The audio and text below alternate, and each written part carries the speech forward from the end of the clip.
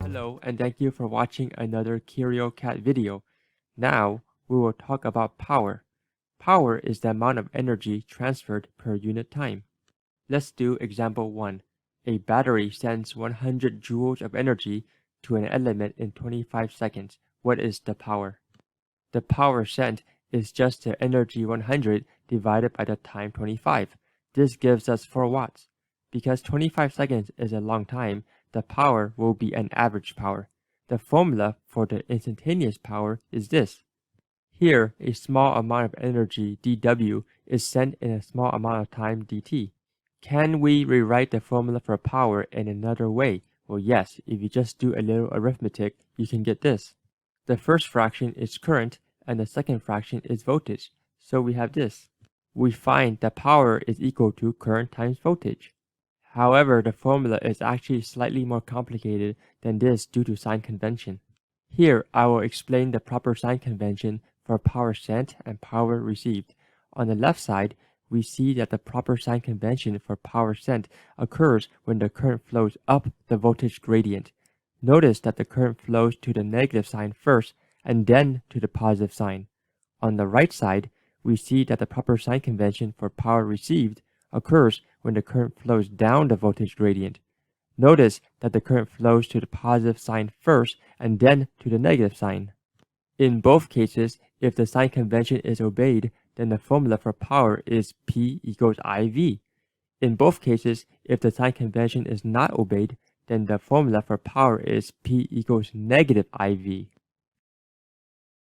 For example 2, a 9-volt battery supplies 2 amperes of current to an element. What is the power sent by the battery? What is the power received by the element? The first thing we will do is write the voltage drop across the element, which will be 9 volts. Before we find the power sent, we have to see if the battery follows the proper sign convention.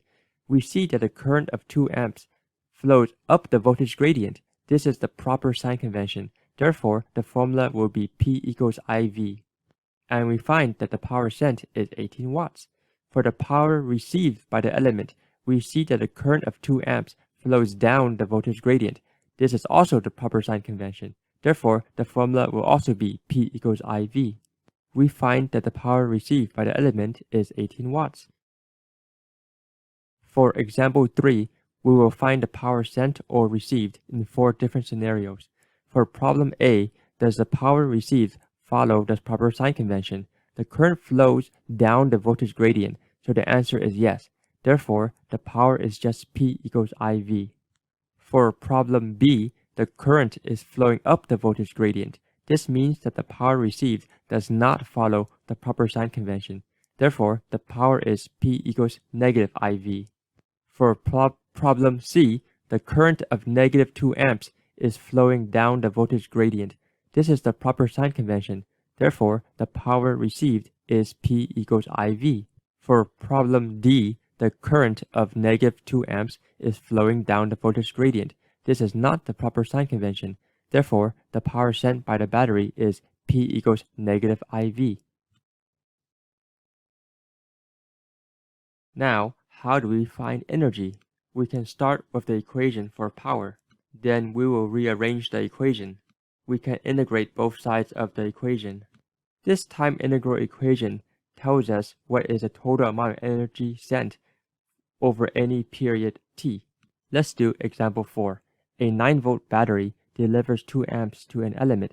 How much work or energy does the element receive in 5 seconds?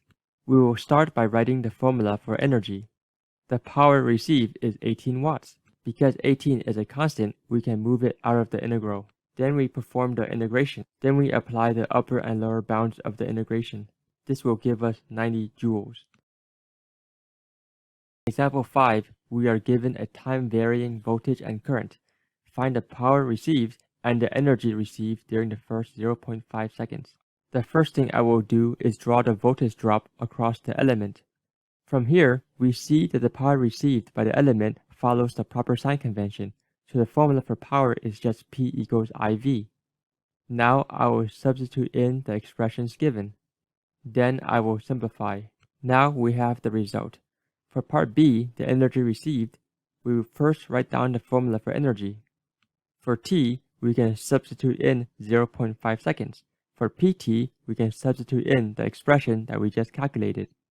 Because 80 is a constant, it can be moved out of the integration. Now we can perform the integration taking into account the chain rule. Then we can apply the upper and lower bounds of the integration. And now if we put this expression into the calculator, we get 7.946 joules. For example 6, we have a similar problem, except that our expressions for voltage and current are somewhat more complex. For part A of this problem, we want to know what is the power sent or received. We know that the formula for power is just P equals IV. Now we just substitute in the given expressions, and then we simplify. For part B, we want to know the time t when the power is maximum. To help figure this out, I will do a rough sketch of the graph of PT. By looking at the graph, you see that there is a peak, and this peak occurs when the slope of PT is 0. This means that we have to find the time t when the slope is 0. To solve, we will enter in the formula for PT. In order to do this differentiation, we have to apply the product rule. We can then do some simplification. Then we can factorize the expression in the parentheses. And then solving for the roots, we can find the t when the max power occurs. For part C, to find the maximum power, we just substitute the result from part B into the formula from part A. We find that the maximum power is 2.165 watts. Now for part D, the total energy sent and received, we can calculate this using the formula for energy. For T, we can use infinity. And for PT, we can enter in the expression that we got for part A. We will first take the constant out of the integral. In order to solve this integral, we have to do integration by part. We will let u equals to t squared and dv equals to e to the power of negative 500t times dt. This means that du is equal to 2t dt and v is e to the negative 500t divided by negative 500. Now we can do integration by parts. We just have to substitute in the known values for u, v, and du. Now we can do a little simplification. To solve the remaining integral, we have to do another integration by parts. We will let u and dv be equal to what is shown. Then we can write out the integration by parts. Then we substitute in the known values for u, v, and du.